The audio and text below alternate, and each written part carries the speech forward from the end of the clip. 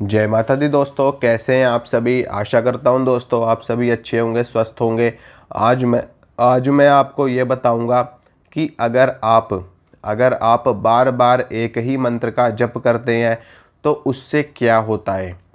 देखिए दोस्तों, मंत्र कई प्रकार के होते हैं। वैदिक मंत्र होते हैं, पौराणिक मंत्र होते हैं और तांत्रिक मंत्र होते हैं और शाबर मंत्र होते हैं। इन मंत्रों में भी पुल्लिंग मंत्र होते हैं, स्त्रीलिंग मंत्र होते हैं और नपुंसकलिंग मंत्र होते हैं।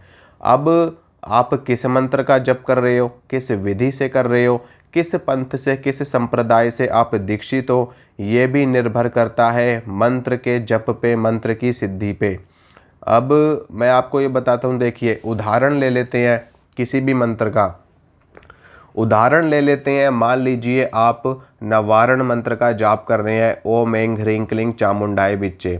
अब इस मंत्र को सबसे पहले तो आपको समझने की आवश्यकता है। आपको समझने की आवश्यकता नहीं है। आप जहाँ से भी इस मंत्र की दीक्षा ग्रहण करेंगे, वह गुरु आपका स्वयं आपको समझाएगा कि इस मंत्र का जप कैसे किया जाएगा, इस मंत्र से कौन सी शक्ति जागृत होगी, इस मंत्र से आपको कौन सी सिद्धि प्राप्त होगी, यह मंत्र किस शक्ति का है, किस श्रेणी का मंत्र है और इस मंत्र से आपको क्या क्या प्राप्त होगा।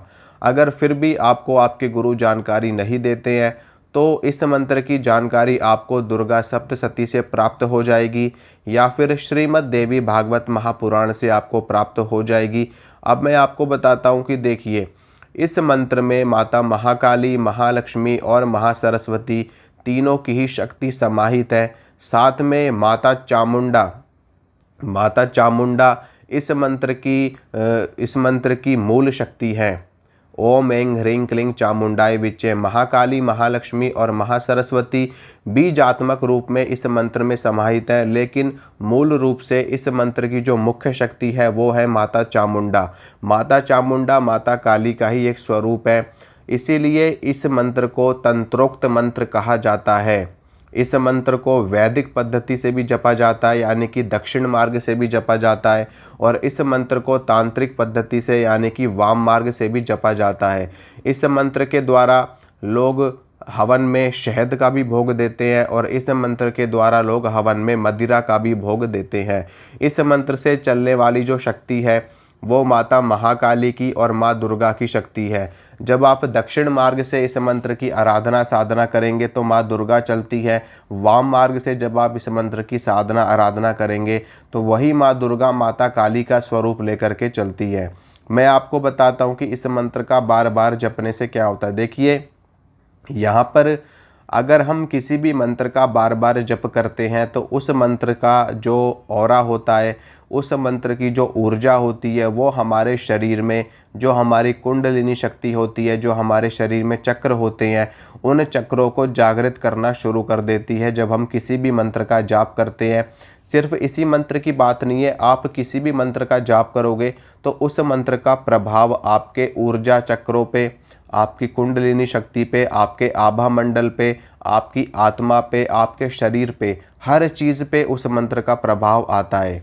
इसीलिए आप देखते हो कि जो साधक होते हैं, जो भगत होते हैं, वो जिस शक्ति की आराधना करते हैं वो वैसा ही स्वरूप बनाना शुरू कर देते हैं, क्योंकि उनके अंदर उस मंत्र की ऊर्जा आनी शुरू हो जाती है और धीरे धीरे करके उनकी प्रवृत्ति भी वैसी ही हो जाती है।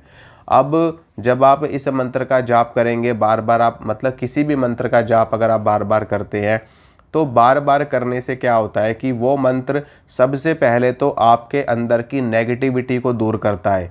यानी कि आपके शरीर में कोई नज़र हो, टोना हो, टोटका हो, किया हो, कराया हो, तंत्र हो, चौकी हो या कोई भी किसी भी तरह की नेगेटिविटी हो, सबसे पहले वो मंत्र उसको क्लीन करता है, उसको हटाता है, यानी कि आपको पूरी तरीके से शुद्ध कर देता है, पवित्र कर देता है। अब जब आपका शुद्धिकरण हो जाता है, आपका पवित्रीकरण हो जाता है, तब उसके बाद में वो मंत्र आपकी जो अंदर छुपी हुई शक्तियां हैं, जिसे हम कुंडलिनी शक्ति कहते हैं, जिसे हम सात चक्र कहते हैं, तो वो मंत्र उन चक्रों को जागृत करना शुरू कर देता है और धीरे धीरे करके वो चक्र हमारे जागृत होते हैं। तो वहाँ से हमको भौतिक लाभ भी मिलता है, वहाँ से हमको आत्मिक लाभ भी मिलता है और वहाँ से हमको आध्यात्मिक लाभ भी मिलता है।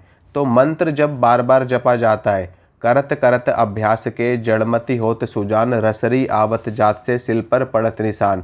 बार बार मंत्र का जाप करने से, बार बार एक ही शब्द को बोलने से वो शब्द हमारे लिए सिद्ध हो जाता है। यानी कि इस मंत्र में जो शक्तियाँ हैं माता महाकाली की, महालक्ष्मी की और महासरस्वती की, तो जब हम उनको बार बार पुकारते हैं, मान लीजिए आप कोई व्यक्ति है, किसी व्यक्ति का नाम अमुक है और आप बार बार उसको अमुक अमुक कह के पुकारेंगे तो वो व्यक्ति कभी ना कभी ज़रूर सुनेगा। अगर वो उसका मन भी है, अगर वो आपकी आवाज़ सुन भी रहा है लेकिन वो आ नहीं रहा आपके पास में, आप फिर भी उसको बुला रहे हो, फिर भी आप उसको बार बार पुकारे जा रहे हो, तो चाहे वो खुश होकर के आपके पास आए, चाहे वो इरिटेट होकर के आपके पास आए कि यार क्यों परेशान कर रहे हो मुझे, क्यों बार बार बुला रहे हो, बताओ तुम्हें क्या चाहिए। तो इसी प्रकार से मंत्र की शक्ति होती है। जो मंत्र होते हैं वो देवी देवताओं का शाब्दिक स्वरूप होते हैं।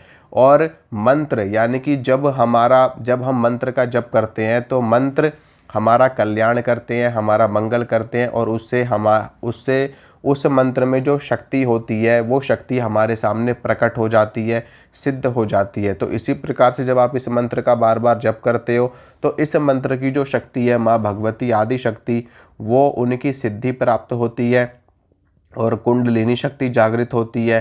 तो माता रानी जब आपके समक्ष आ जाती हैं, आपके पास आ जाती हैं, तो आपके समस्त कार्य सिद्ध होने शुरू हो जाते हैं।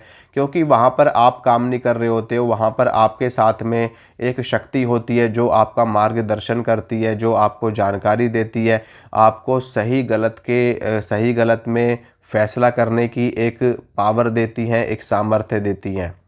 तो यही चीज़ है, आप मंत्र का जब आप जाप करेंगे तो आपको खुद ब खुद अनुभव होगा, आप एक शक्ति से जुड़ जाएंगे, एक आध्यात्मिक पावर से, देवी से जुड़ जाएंगे। अगर आप देवी के मंत्र का जाप करेंगे, शिव के मंत्र का जाप करेंगे तो आप शिव से जुड़ जाएंगे, हनुमान जी के मंत्र का जाप करेंगे तो हनुमान जी से आप जुड़ जाएंगे।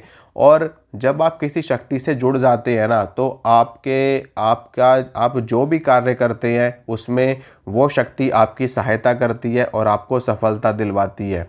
और जब तक आप इस धरती पर रहते हो उस शक्ति का सहयोग, उस शक्ति का साथ आपको प्राप्त रहता है और मृत्यु के बाद भी आप उस शक्ति की सेवा में ही चले जाते हो। यही मंत्र का कार्य होता है। मंत्र हमको इस लोक में भी हमारा उद्धार करता है, हमारा कल्याण करता है, हमको धर्म, अर्थ, काम और मोक्ष की प्राप्ति कराता है। और मृत्यु के बाद भी जो हमारे इष्ट होते हैं हमें उनकी सेवा में जाने का अवसर प्राप्त होता है, उनके लोक में जाने का अवसर प्राप्त होता है। और उसके बाद में जब हमारे इष्ट की इच्छा होती है तो उस व्यक्ति का पुनर्जन्म भी होता है, दोबारा से उसको नया शरीर प्राप्त होता है और अगले जन्म में भी वही साधक बनता है, वही भगत बनता है, वही संत बनता है और फिर से अपने इष्ट की सेवा करता है और समाज कल्याण करता है, जन कल्याण करता है। तो यही मंत्र का मुख्य कार्य होता है। मंत्र सिद्धि यानी कि बार बार किसी मंत्र को आप जप रहे हो तो उस मंत्र की सिद्धि हो जाती है, उस मंत्र पे मास्टरी मिल जाती है, इसे ही मंत्र सिद्धि कहा जाता है। तो इसी के साथ मैं इजाज़त चाहूँगा। अगर आपको मेरे द्वारा दी गई जानकारी अच्छी लगती है तो वीडियो को लाइक करना, शेयर करना, चैनल को ज़्यादा से ज़्यादा सब्सक्राइब करना। मिलूँगा आप सभी से अगली वीडियो में। जय माता रानी की।